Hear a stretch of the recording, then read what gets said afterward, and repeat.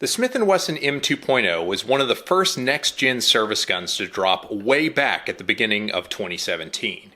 Smith was one of the first with an optics-ready offering as well, with releasing the Core back in 2013. I can remember the first time I held an M2.0 and I thought to myself in the gun store, this might be the best of the next-gen guns. I waited patiently until they released the Core so I could shoot an optic, like a civilized person. It wasn't until mid-2020 they dropped the Core in the midst of a historic run on guns. So here we are in 2021. Did the M2.0 Core Compact deliver on the promise of the M2.0? I'm David from the Humble Marksman channel. Are you ready? Stand by. So I'm excited to be here talking to you today about the Smith & Wesson Military and Police M2.0 Core Compact. Yes, the name is actually that long. And yes, hey YouTube, this is an optics-ready gun as denoted by these very tall sights intended to be shot with an optic installed on the slide. It's cut from the factory that way.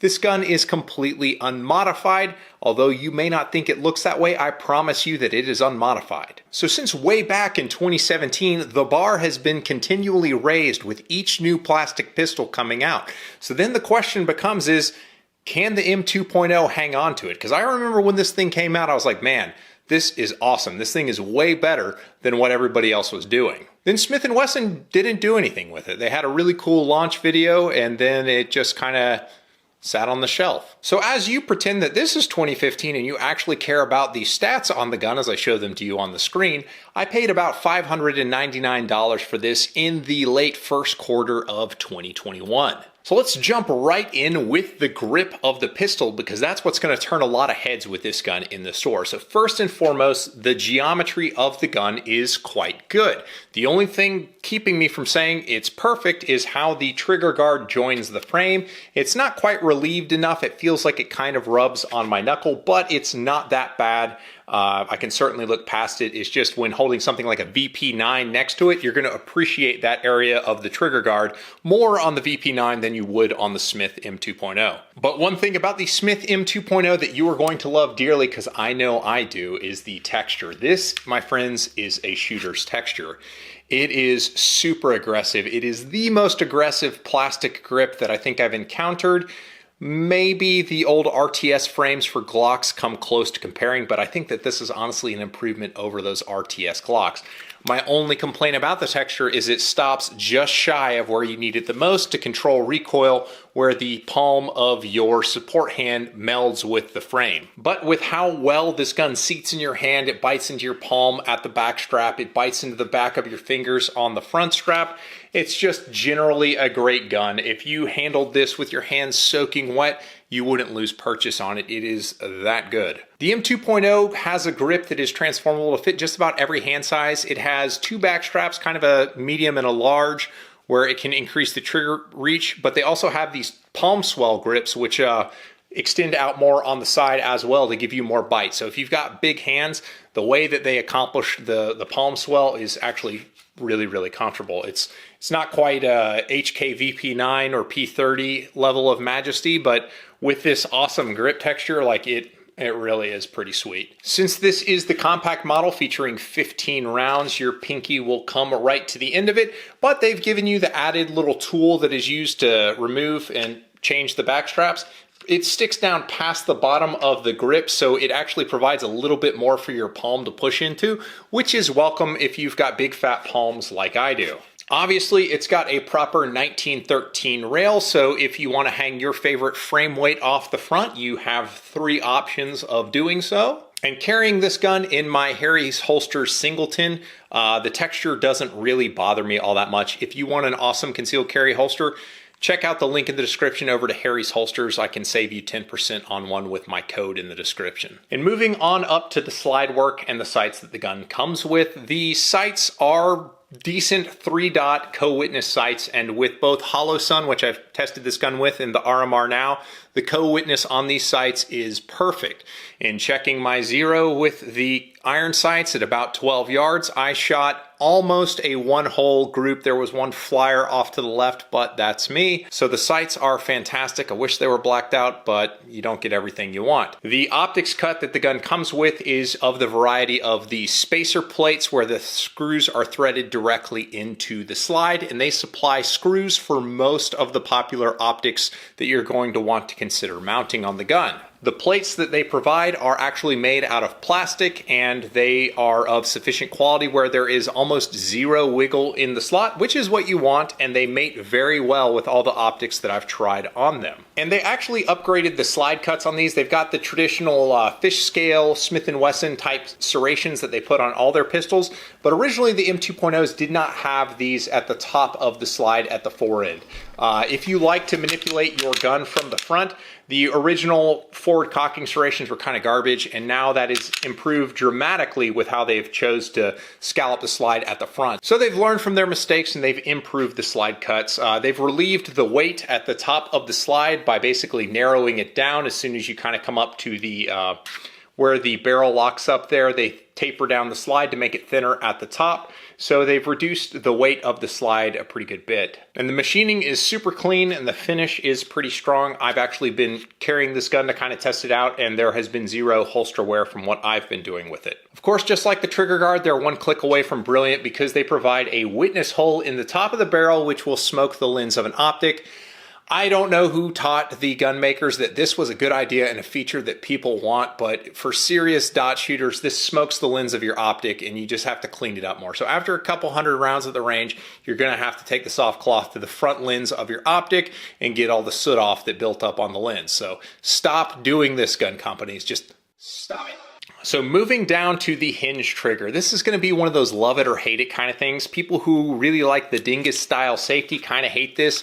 The shape of the trigger is honestly quite good, very easy to pull straight to the rear, which contributes to this gun's practical accuracy. It is lights out accurate, guys. This is a very, very accurate gun. As far as the actual trigger is concerned, the Gen 1 M&Ps had a pretty bad trigger. The people always said it was basically mandatory that you got an apex trigger on the Gen 1 M&Ps. The M2.0, I think the trigger is honestly pretty good. So you've got a little bit of light take up, and then you're sitting on a super, very hard wall. You build pressure, pressure, pressure, pressure, pressure, pressure, pressure, and there's like zero movement, no creep. And then eventually it releases. The break is not quite as clean as like a hammer fired gun. So it is a striker. There's like a very small amount of creep, but the reset on the trigger similarly is acceptable. The over travel is maybe a little bit much, but for a striker fired trigger from the factory, for a self-defense pistol, this is a great trigger. It is super, super predictable when you're trying to shoot groups. Because the trigger is so predictable, the barrel is locked up pretty good with the slide, you'll print really, really small groups. I was very impressed with the accuracy when I was zeroing optics with this gun. And when you're hammering on the trigger and trying to go fast, it's probably not as fast as like a Glock trigger, which everyone wants to compare them to. There's a little bit more trigger travel, it feels like to me. The reset's not quite as positive, so I feel like I can split Glocks faster, but by no means is this a bad trigger. The pull weight on my example using a Lyman digital scale is between about 5¼ to 5½ pounds, depending on how I grab the trigger. So the weight is pretty much perfect for a concealed carry trigger. If you don't have trigger finger discipline, the trigger will provide a lot of feedback when you hit that wall. It's very hard to pull straight through it. So they did a good job setting the trigger up for concealed carry or potentially duty use. But to illustrate this more to you, I'm using the most expensive, the best, and what all manufacturers should be using to communicate their trigger gauge, the Humble Marksman trigger rating system, where this trigger netted a solid Mockingjay salute. I don't know, guys. Throw some memes at me you'd like to see be used for the trigger rating system. It's a decent trigger. As far as the rest of the controls are concerned, they're pretty much exactly where you'd want them. The mag release doesn't get in the way. It's kind of large. I do have to break my grip a little bit to get at it. It is reversible, so lefties can tell you they're left-handed and press the mag button on their side of the pistol as well. Similarly, both the safety as well as the slide release can be dropped from the right side of the pistol, so there's one for the lefties. Now, you heard me say manual safety. Yes, this has a manual safety, and generally I don't like manual safeties on this kind of gun. But if they're gonna have one, I actually do prefer it if it's sculpted well and is highly functional. So M&P did their homework and got it right with how you hold the gun for a firing grip, and pretty much all guns need to be held with this high thumb on your support side to make this nice pocket where your support hand is going to come in. The safety is exactly where you want it to be. So what ends up happening by having the safety there is if you're an appendix carrier, you can flick the safety on as you go to put it in the holster. You can then disengage it once it's in the holster, or you can just sweep the safety on the presentation. Whatever your comfort level is. I actually quite like the safety. I'm not going to be deleting it off this model. I think it's a good feature to have. As far as the shooting experience is concerned, as I mentioned, this gun is incredibly practically accurate. Like right out of the box, I was printing very small groups with this pistol. When I took the appropriate care on the sight picture and the trigger press, I was rewarded with a hole exactly where I was looking on the target. So this gun is incredibly easy to shoot accurately. I will say that kind of came at the expense of speed because the grip kind of comes to a taper at the bottom of the grip. It's not as fat all the way down like Glocks are. Glocks kind of keep the same profile all the way to the bottom. So your pinky kind of comes in more on this pistol. It didn't feel as stable when I was shooting it fast as did, say, a Glock pistol. However, the grip traction is so good and the ergonomics are so good that, like, this is not a practical exploitable advantage. I mean, we're talking about the difference between shooting accurately at like 25 hundredths a second or 4 shots per second and 3 shots per second. Like in a defensive context or whatever, this trigger is plenty good. The grip is able to be stabilized, no problem. Since it is a compact full-size pistol where you can get all your fingers onto the gun, it is a very soft shooting gun. It's suitable for recreational shooting.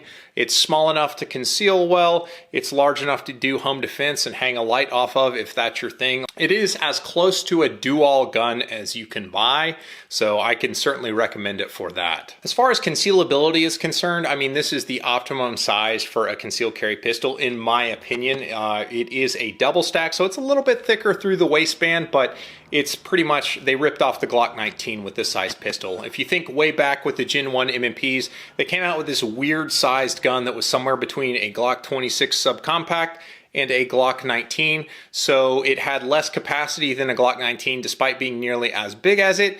It was not as shootable as a Glock 19. It was not concealable as a G26. It was like the .40 caliber of pistols, and they learned their lesson from that, and they released a proper compact size pistol to compete head to head with the Glock 19, and I think they did a fantastic job with what they came up with. The actual grip texture itself, I mean, it's a little bit on your skin. It's not that bad, but my butter soft belly could tolerate this for all day carry, no problem, without an undershirt in the way.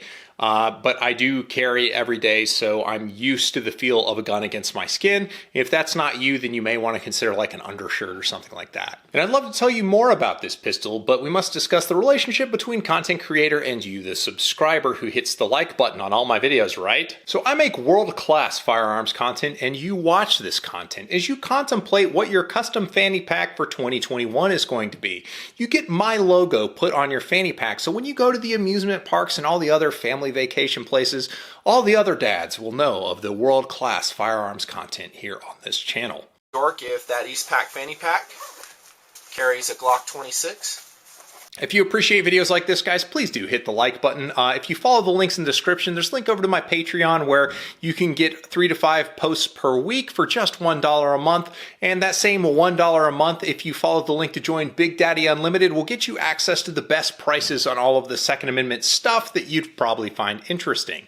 But with that all said, back to the show. So with respect to the aftermarket on the M2.0, it's fantastic. Basically, all the M&P holsters are going to work for this. Most of your favorite holster manufacturers are going to make a holster for this gun with most of the lights that you want to hang off of this gun. If you want to make the trigger all whiz bang and go fast, you certainly can do it. And if you've not pulled the trigger on an Apexed M&P, it's a whole different animal. The trigger quality is truly exceptional, near the top of what's possible with the plastic framed gun. So everything's great about the aftermarket with this pistol, except the magazine cost, because magazines cost $40.